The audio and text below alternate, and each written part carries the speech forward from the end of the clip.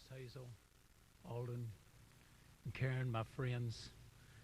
I'm honored to stand in this place tonight to share the heart of this family that still lives on in these three people.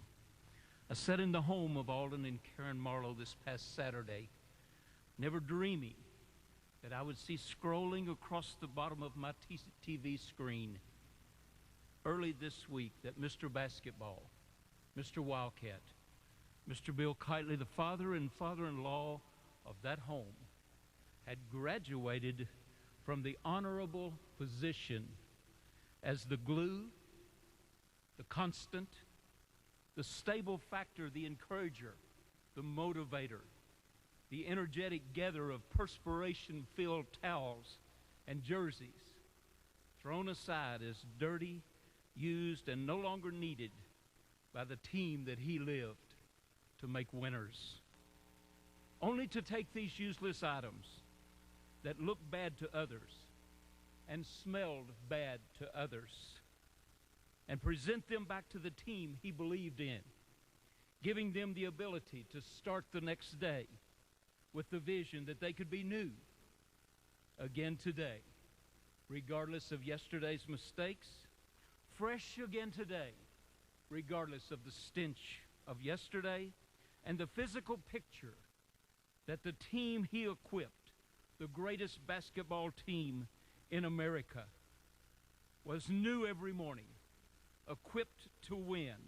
And the dream, the vision, and the passion, though knocked down from time to time by difficult practices, and difficult games, and difficult seasons, and difficult critics, was a team that never stayed down. Like the legacy of Mr. Wildcat, Mr. Bill Keightley would get up to win again. When I received the call early this week to speak on the behalf of the family of Mr. Keightley, I was honored and humbled at the thought of walking across the stage with such greatness as sits and stands in this arena tonight. The greatest leaders, the greatest coaches, the greatest fans, and the greatest friends in America are in this room today. And I began to think about the man that we honor today and his greatness. Over 45 years as a servant leader, his jersey hanging in the rafters, his name, a name of honor, his presence, a presence of integrity, of stability, of strength, of energy, and passion. Something makes a man become a legend in his own time. I received my answer on Tuesday when I spoke with Karen. And I asked her, Karen, what would you like for me to do? What would you like for me to say? And she said, you know, Bill, you always know what to say and what to do. Just do the right thing. You see, that's what Daddy always did.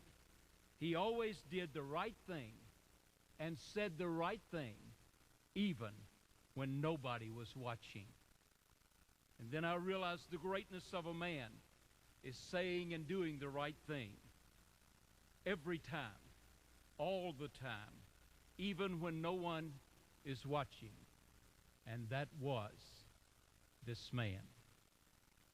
Mr. Keightley had a passion for winning, and he knew that without the right tools, the right equipment, the team would never achieve the goals it dreamed of every season.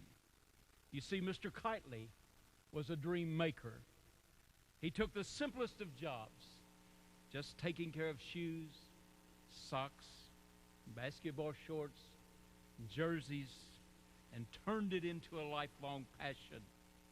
His mission in life was to give the team the equipment it needed to be a winner. And he quickly learned the lesson that when you make others better, when you make others a winner, then you become part of the winning. Ramel Bradley said it so well when he said, he makes me feel like I'm his favorite. But you see, the thing about it is, he makes everybody feel like that. Mr. Keightley was a friend to the friendly. He was a friend to the friendless. He could look in the eyes of a coach, of a player, of a young man, and even a child, down on himself and as low as he could be. And he could see a winner. And he knew how, with a slap on the back and a get in there and get it done attitude, he knew how to draw that dream out of that person, even though the person himself could not see the dream. He had a great amount of pride. He was proud of his family. He was proud of the University of Kentucky basketball. Win or lose, he loved his Reds, and he opened with them every year, regardless of last year. He had laced up enough shoes to know exactly how they were supposed to fit perfectly, to guard the ankles of the players he loved and protect them. You see, Mr. Bill was truly a champion and understood that becoming a champion begins with being well equipped and preparing to win. He honored his leaders.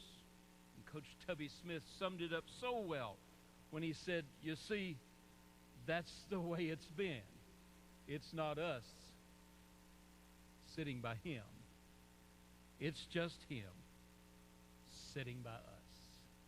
No one ever had more passion for Kentucky basketball than Mr. Wildcat, Mr. Bill Keightley. You see, he was a friend. He was coming when others were leaving. He was standing when others fell. He stayed after others left. He was going when no one else would go. From the verbal accents of the great Northeast coaches to the smoothness of the South, to the vitality and energy of the West, his friendship transcended languages. His friendship crossed barriers of age and time and race and gender. He was a friend because he understood what it means to be loyal. Loyal during the times that you sat on the bench with him, and still loyal in the times that you sat on the bench of a competitor. His loyalty as a friend set him behind his friend Rick Pitino to watch him win just a few days after his own team dreams had seemingly come to an end. His friendship and his loyalty were tireless and without measure. The heart of this great man lives in his family in Hazel, in Alden, and Karen. And they have been everything to me that he has been to this great commonwealth that we live in and this great university. Who was Mr. Bill Keightley, Mr. Wildcat, Mr. Greatness? He was a passionate, loyal friend. He was a mentor. He was an equipper. He was a man of integrity who took things no one else valued, and he made them the tools of a champion. And he always said the right thing, and he always did the right thing, every time, all the time, even when no one was watching. I challenge you that this day, today, tonight, that this is the place, and this is the time, and you are the person from the greatest to the least, that Mr. Keightley, Mr. Wildcat, would love more than life itself to teach, that the best things in life come when you do the right thing, when you say the right thing, all the time, every time, even when no one is watching. Thank you so much.